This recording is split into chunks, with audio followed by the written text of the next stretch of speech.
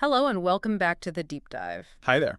Today, we're plunging into a topic that, well, based on the material you've shared with us, seems like a real sticking point, a genuine challenge for so many people trying to navigate conversations in English. Yeah, that's right. We're talking about handling phone calls. hmm Phone calls. They are tricky, aren't they? And it's mainly because they strip away this huge layer of communication we normally rely on, almost instinctively. You mean like facial expressions? Exactly. Yeah. Facial expressions, body language, gestures, all those nonverbal cues that usually help you understand, the context, the tone, the meaning. Yeah. They're just gone. You're left relying almost purely on sound. Exactly. It's like trying to have a really nuanced conversation, but, well, with your eyes closed. And honestly, this isn't just hard for English learners, is it? Oh, definitely not. The material points out that even native speakers can find phone calls frustrating. If there's a bad connection, lots of background noise, or maybe the person on the other end is speaking incredibly quickly. It really highlights that unique difficulty, doesn't it? Hmm. The telephone medium itself presents a barrier. It really does. It absolutely does. And because of that, it forces you to be much more um, deliberate with your words and also your tone, Right. because they become your primary tools for clarity, for connection. Mm-hmm. Without seeing that confused frown or maybe an encouraging nod, Yeah. you need specific strategies, Mhm. actual techniques to make sure you're understood and to keep the dialogue moving forward effectively. Okay. So that's our mission for this deep dive then. We're going to meticulously go through the material you've provided, pulling out the absolute essential strategies and, crucially, the phrases. Think of this as like building your personal toolkit for phone calls in English. We really want you to finish this feeling much more confident, prepared, and, in control, whether you're the one dialing or the one picking up. And the material gives us a fantastic roadmap for doing just that. It really does. We'll break it down into the crucial stages of a phone call. So how to start things off right. And that really depends on who you're calling. Then the common phrases you'll need to sort of navigate the middle part of the conversation. All right, the nuts and bolts. Exactly. And critically, perhaps the most anxiety-inducing part for many people, how to effectively ask for clarification. When you don't hear something or you just don't understand. That's a big one. It is. And the goal, as the source emphasizes, is to help you sound not just understandable, but genuinely confident and professional. Okay, let's roll up our sleeves then and start unpacking this. We're going to begin right at the beginning, because the material makes a really strong case, doesn't it? That how you initiate a call sets the entire tone. Fundamental. Get the start right, and the rest of the conversation is likely to flow much more smoothly. It's a foundational point, absolutely. That initial impression is formed in those first few seconds. And the material rightly points out that the language you use, right at the beginning, depends entirely on who you were talking to. The formality level. Exactly. The formality level is key. Right. Okay, so the source breaks this down into these distinct scenarios. Let's first tackle calling a business or, stepping into any kind of formal setting over the phone. This is where the pressure can feel highest, right? I think so, yeah. You want to sound polite, respectful, and professional. Precisely. And the material gives us a clear, reliable structure for these formal openings. Yeah. It's typically greeting, Yeah. then Yeah. your name, then your purpose or the person you want to reach. Okay. Let's look at some examples provided. A very standard way to start is, hello, this is Michael Johnson. May I speak with Sarah Miller? Simple enough. Yeah, you see the structure there. Hello is the greeting. This is Michael Johnson. That's your name. And then, may I speak with Sarah Miller? That's the person you want. Clear and direct. Or what if you're calling on behalf of a company? You'd include that, right? Yes, definitely. You'd usually include that affiliation right away. Yeah. The source gives this example. Good morning, this is Olivia Carter from Greenfield Bank. I'm calling regarding your account. Okay, so that makes sense. Good morning greeting. This is Olivia Carter from Greenfield Bank. Identifies you and your organization. Mm-hmm. And then I'm calling regarding your account. States your purpose immediately. It feels efficient, professional. Very. Another variation, still in a formal context, like, say, making an appointment, could be, hi, this is David Thompson. I'm calling to schedule an appointment with Dr. Williams. So hi can be okay sometimes in formal settings. It can, yeah. In slightly less rigid formal settings, like maybe a doctor's office or a familiar supplier, hi can be perfectly acceptable. It's a bit softer than hello or good morning, but the structure still holds. Greeting, name, purpose. Gotcha. That consistency in stating your identity and reason early on is what really makes these sound professional. Now, what about if you don't actually know the specific person's name? This happens all the time, right? You're calling a larger company, maybe a busy department. Yeah, very common. And the source is prepared for this. It advises using the person's position or the department you need to reach instead of a name. Okay, so how would that sound? Well, using those earlier examples, instead of asking for Sarah Miller by name, if you just knew you needed customer service, you might say something like, "Hello, this is Emma Scott. May I speak with someone in the customer service department?" Ah, okay. So that directs the person answering to the right place without you needing that specific name. Precisely. And similarly, if maybe you're following up on a job application but you don't know the hiring manager's name, the source suggests, "Hi, this is Daniel Parker. I'd like to speak with a hiring manager about a job opening." Right. Again, it's clear, polite, and gets you directed appropriately. The key is being specific enough with the role or the department if the name isn't available. Exactly. And this leads directly into something else the material prepares you for, which is what happens if the person you're actually trying to reach isn't available. Ah, yes, the dreaded "they're not in." Exactly. This is incredibly common in formal settings. You need to recognize the phrases they might use to tell you this, and, importantly, be ready to respond. Right. Okay, so what might you hear? Well, you might hear something like, "I'm sorry, Sarah's in a meeting right now. Would you like to leave a message?" That's pretty standard. They explain why the person isn't available and offer an alternative. Okay, makes sense. Or maybe if the person is out of the office entirely for the day. "Unfortunately, Dr. Williams is out of the office today. Can I take a message for you?" Notice the politeness there. I'm sorry, unfortunately, would you like, can I take? It's very service-oriented language. It is. And this brings us to a crucial, practical implication highlighted by the source. When you're calling a business, you should always be prepared to leave a clear, concise message. Good point. Know what you want to say before you even dial. Absolutely. Because there's a really good chance you'll end up talking to a voicemail system or maybe a receptionist who's just taking notes. Being prepared to leave that message, it probably takes a lot of the pressure off that initial phone call too, right? It really does. Yeah. Because you know you have a fallback. You have a plan B if the person isn't immediately available. Okay, so that covers the formal end of things pretty well. Now, let's totally shift gears. What about calling a friend? You know, a casual call. The source notes, this is where you can kind of breathe a sigh of relief and just sound like yourself. Absolutely. Yeah. The tone is much, much more relaxed and personal. The examples the source gives are much shorter, and they use everyday language, like, "Hey, Jake, what's up?" Classic. Very common, yeah. It's an informal greeting and a question all rolled into one. Or if you want to quickly check if they're free before you launch into your story, "Hi, Emily, do you have a minute?" That's a nice one. It's a polite way to start a casual call, acknowledges they might be busy doing something. Yeah. Other options provided include the classic, "Hey, Alex, how's it going?" Or maybe, "Hi, Sophie, are you free to talk now?" These are all standard, comfortable ways to connect with someone you know well. And if you contrast these with the formal openings we just discussed, it's night and day, really. Totally different. The source points out the key differences. We use first names immediately. Contractions are standard like what's instead of what is. And casual greetings like hey or hi are the norm. Often followed by just a simple question about how they are or if they can talk. It feels much more natural, doesn't it? Like you're just, well, talking face to face, but without the visuals. Exactly. And the expectation if a friend doesn't answer is also different. You're much less likely to leave a formal, structured voicemail message. Right. You wouldn't do that. No. The source suggests leaving a very brief message, or, maybe more commonly now, just sending a quick text. Yeah. A voicemail might be something really short and sweet, like, "Hey, Jake, it's Peter. Give me a call back when you're free." It kind of mirrors the brevity of a text message, doesn't And it? it does, that informal voicemail or just shooting off a quick text. That's a great point. It really emphasizes how the context totally dictates the communication style and the expectations. Especially, again, without those visual cues to guide you. Exactly. The relationship you have with the person you're calling is the primary driver of the language you choose in these situations. Okay, now let's flip the situation around. What about answering a phone call? How you pick up the phone is just as important as how you make the initial call, and again, it really depends on the context. That's right.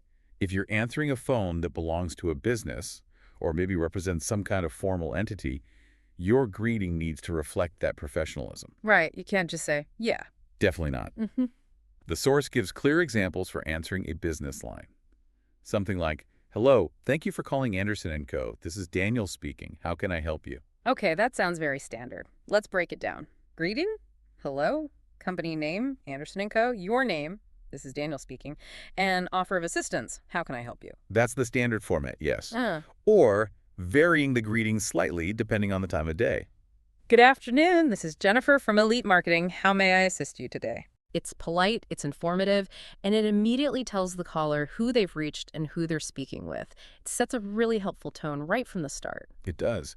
But if you're answering your personal mobile phone and you're generally expecting calls from friends or family, a casual approach is perfectly natural. You wouldn't answer your personal phone like a receptionist at a big company. No, that would be weird. It would. You might simply say, "Hey, it's Alex." Or sort of echoing those casual outgoing phrases we heard. Hello, what's up? Yeah, or even a warm personal greeting like, "Hi, Sophie, how's your day going?" These immediately establish that personal, informal connection. So the key difference, as summarized in the source, is that formal answering is really structured and professional. It prioritizes clear identification and offering assistance. Whereas casual answering is much more relaxed and warm, prioritizing that personal connection. Exactly. And without seeing who's calling, I mean, unless you have caller ID, of course, your initial words when you pick up are the very first signal of the call's likely formality and tone. The material includes a really useful practice exercise at this point, and I think it's worth spending a moment on it because practicing these things out loud is just so crucial, isn't it? It really is. Saying them helps embed them. So it prompts you to imagine answering a business call and practice saying, "Hello, this is Michael from Greenfield Bank. How can I help you?" Practicing that specific phrase, trying to get the right intonation and clarity, helps it feel much more natural when you actually need to use it. You know, a strong, clear introduction when answering makes you sound confident and capable. Yeah, that makes sense. And that, in turn, makes the caller feel confident that they've reached the right place and the right person. It's a small step, really, but it has a big impact on managing the interaction, especially without those visual cues. Absolutely. It gives you a kind of template you can rely on when the phone rings unexpectedly, so you're not just fumbling for words. Getting that opening right, whether making or receiving the call, really sets you up for success in the rest of it. It does. Okay, so we've kind of nailed down starting and answering calls. What happens next?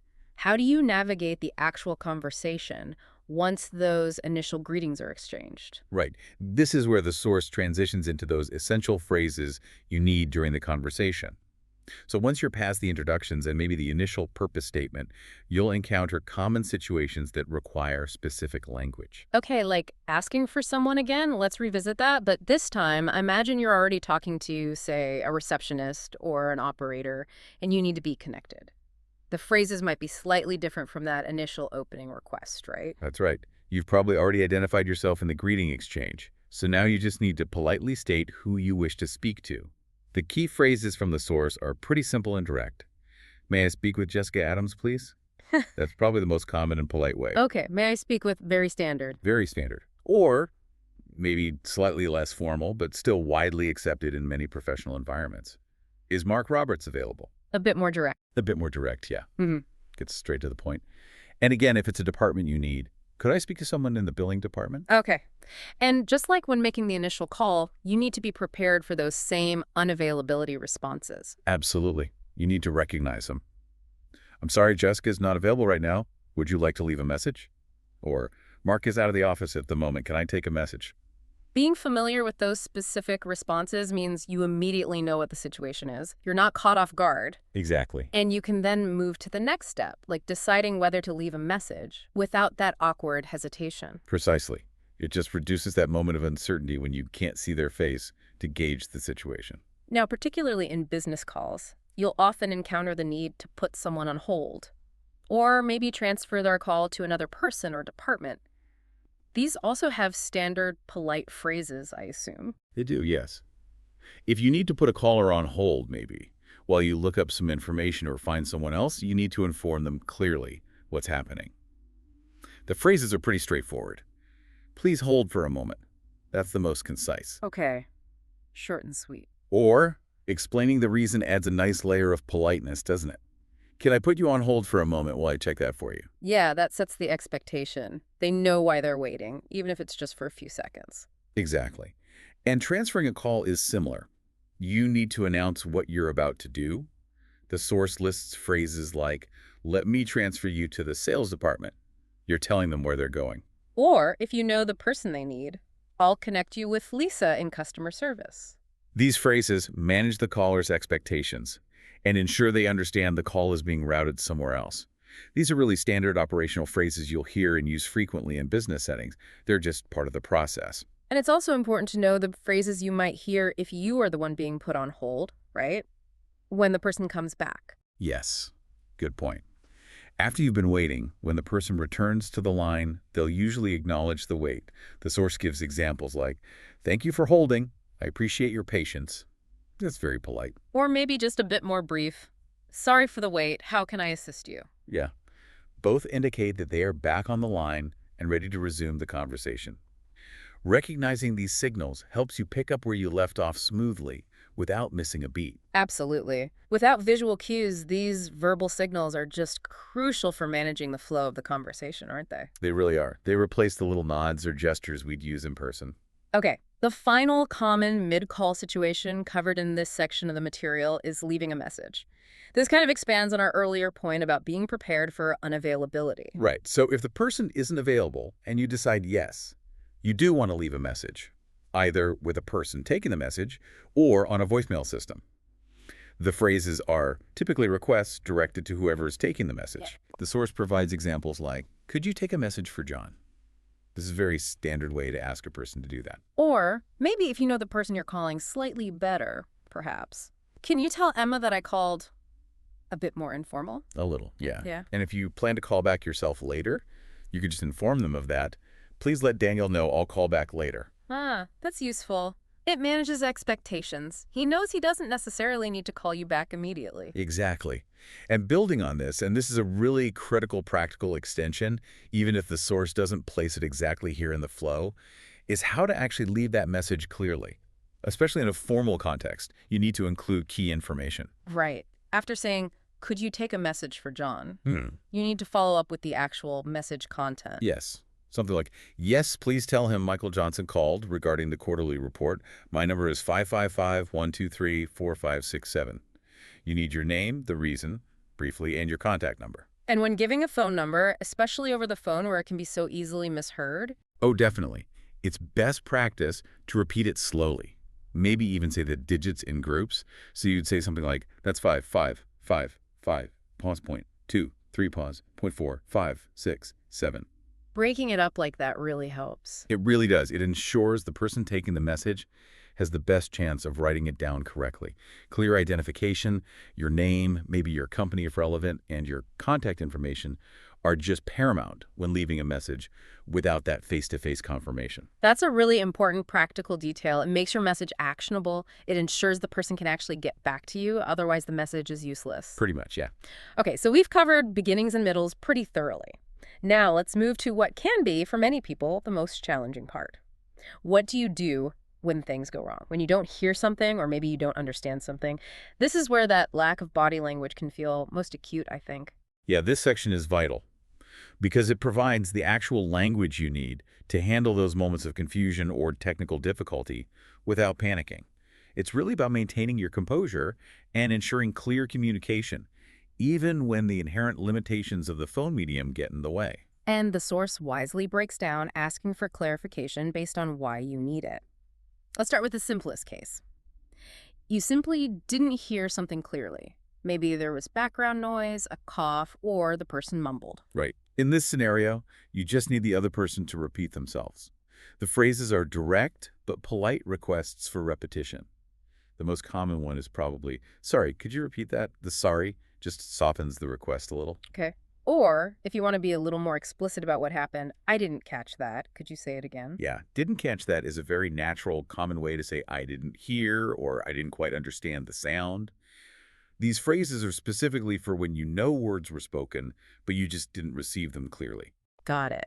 Now, the source makes a distinction between that and the situation where you heard the words perfectly well, the sound was clear, but you didn't understand the meaning. Exactly. Maybe they used unfamiliar vocabulary or explained a complex concept too quickly, or perhaps they referred to something you have absolutely no context for. Right. The sound quality was fine, but the comprehension is the issue here. Precisely. For this, you need phrases that ask for explanation.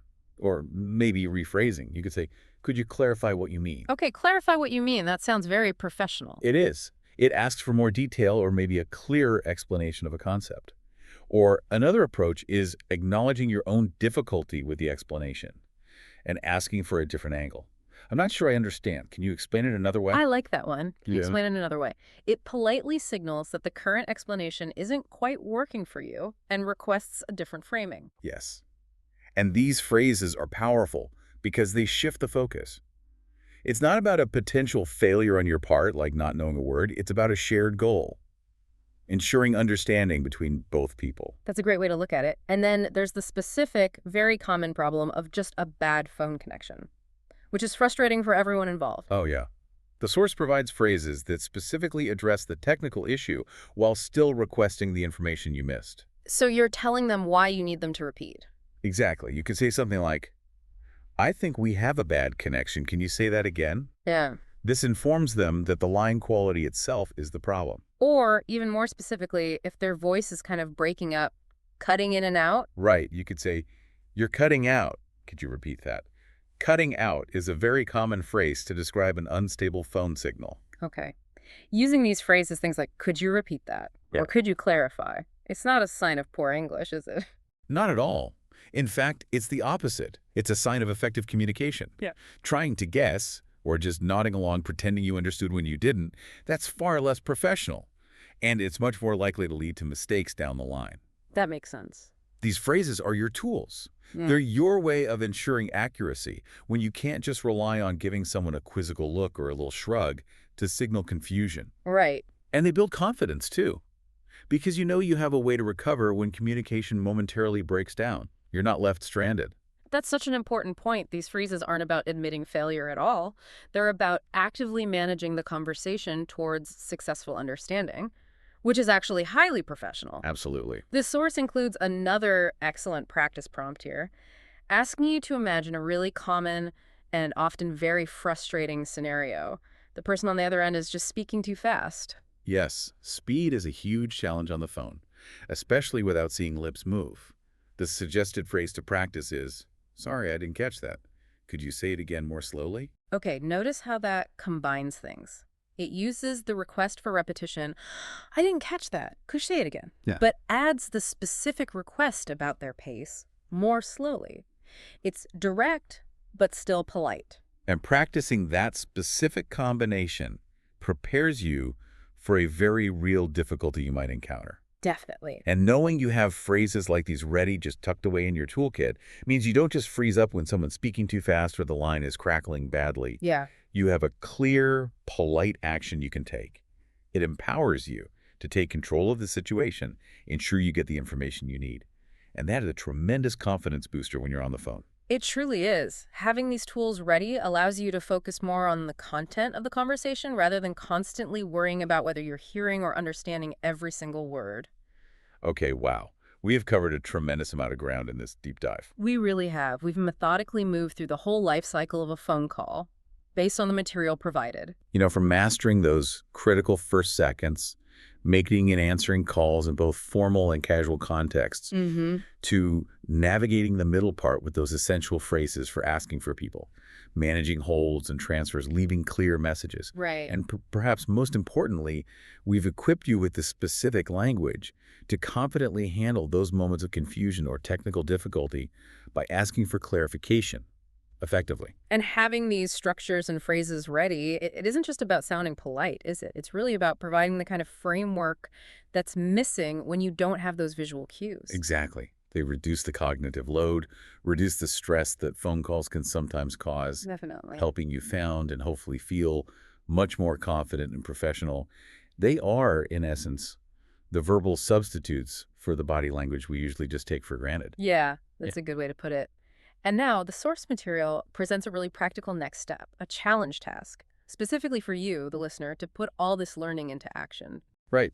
This task is designed to move from just passive learning, listening to us talk about it, to active practice, which is absolutely essential for building any skill, Hmm. especially language skills. Okay, so what's the challenge? The first step is simply committing to practicing making a phone call, using the phrases we've gone through today, actually saying them out loud. Okay. And to make it manageable and realistic, the source suggests choosing one of three specific scenarios to simulate. First one, you could practice calling a hotel to make a reservation. hmm This would involve those formal openings we talked about, asking specific questions about dates, room types, maybe prices, confirming details. Right, a good mix of formal language and specific information exchange. Or a slightly different context, practicing calling a restaurant to order food for takeout or delivery. Yeah, this might start formally, but it quickly becomes focused on clearly stating your order, maybe asking about ingredients, confirming items, and the total cost. Lots of repetition, maybe, to ensure accuracy. Okay. And the third scenario provided is calling a company to ask about a job opening. Right. This is a classic formal setting. It requires you to identify yourself clearly, state your purpose, and be prepared to ask specific questions about the position or the application process. Maybe handle being transferred. So pick one of those scenarios. Then what? The material recommends a key technique for this practice. Actually recording yourself speaking the conversation. Oh, okay. That might feel a bit awkward initially for some people. Yeah, Ugh. but it's invaluable. Hearing yourself back allows you to really assess your pronunciation, your pacing, are you rushing, and just generally how natural and confident you sound. And you can identify phrases maybe you stumbled over Right. or moments where you felt unsure. Exactly. And then you can practice those specific parts again. It's targeted practice. And as you undertake this challenge, the source encourages you to reflect on a couple of questions, just to make the practice more focused and effective. Right. The first one is what felt like the hardest part of practicing this phone call in English. Okay, so identifying the specific difficulty. Was it the opening? Was it asking a question? Was it trying to handle a hypothetical response from the other person? Yeah. Pinpointing that helps you target your future practice more effectively. And the second question. The second question is, which phrase from this deep dive felt most useful or easiest to remember? Ah, okay. So finding the phrases that resonated with you or came naturally. Exactly. That gives you a starting point for building your active vocabulary, specifically for phone calls. Those are your quick wins, the things you can start using immediately. These reflection questions really turn the practice from just a simple exercise into a genuine learning opportunity, don't they? Helping you personalize your approach to improving your phone call skills. They really do. The source also gives a little nod to a related topic sounding more natural in general conversation, suggesting how the specific skills we've covered today, like managing clarity and sounding confident, feed into broader fluency. It's true. Mastering specific, challenging communication contexts like phone calls definitely contributes significantly to your overall comfort and fluidity in English. They build transferable skills. So as we wrap up this deep dive, let's just quickly revisit that core challenge we identified right at the very beginning. That challenge of operating without the benefit of visual cues. Yeah, that unique absence of body language on the phone. It really is the defining difficulty, isn't it? Mm. You can't see the other person's reactions, their smiles, their confusion, maybe their impatience. You are entirely reliant on the verbal exchange, the words and the tone. And this is precisely why the specific structured phrases we've extracted from the material today are so powerful. They aren't just random polite expressions you sprinkle in. No, not at all. They are the deliberate linguistic tools designed specifically to compensate for that lack of visual information. Phrases for repeating, for clarifying, for putting someone on hold, for transferring, they all serve a crucial function in managing the conversation when sight is removed from the equation. Having these ready allows you to maintain control, to ensure understanding, and crucially, to project confidence precisely because you have a script, in a way. A reliable response for common situations that might otherwise leave you feeling lost or awkward without those visual signals to guide you. The source offers some fantastic final encouragement too. It says, keep talking, keep practicing, and enjoy learning English. Good advice. And I think specifically for phone calls, embracing that challenge head on, armed with these targeted phrases, is the path forward. Deliberate practice, acknowledging the unique nature of this communication channel, that seems key to transforming phone calls from something you might dread Yeah. into just another way you confidently use English. It's about building a new set of instincts, really. Instincts tailored specifically for the ears-only environment of the phone. That feels like a truly empowering thought to leave you with.